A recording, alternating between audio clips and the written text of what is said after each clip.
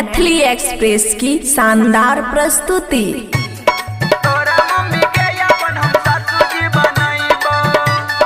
DJ Sumit Satish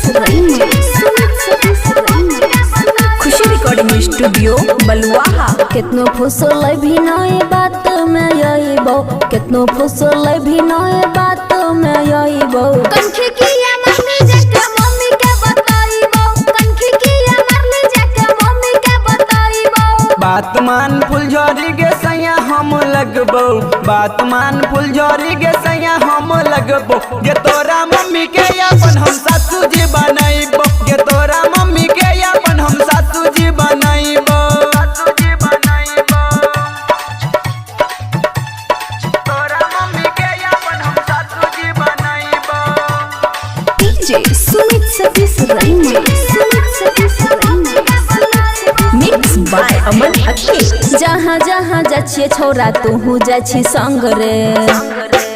हाँ हाँ कदम हमर अपने आप तोरा पीछा भागे गे, तोरा लिए दिल में हमरा प्यार खूब जागे गे। अपना भैया से छोरा तोरा पिट बईबो, अपना भैया से छोरा तोरा पिट बईबो। कंठी किया मम्मी जाके मम्मी के बताईबो, ये तोरा मम्मी के अपन हम सासू जी बनाइबो,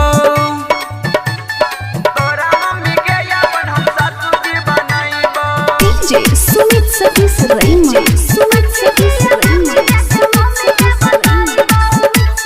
राइटर सुमित साजनपुर तो न इच्छा।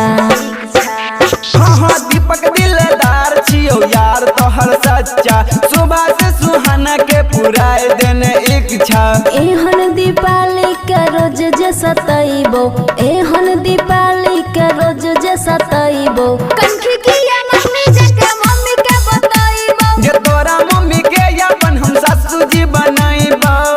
कितनो फुसल भी नए बात में आईबो, कितनो फुसल भी नए रे बात में आईबो। कंठी किया मम्मी जाके मम्मी के बताईबो, ये तोरा मम्मी के अपन हम सासू जी बनाइबो।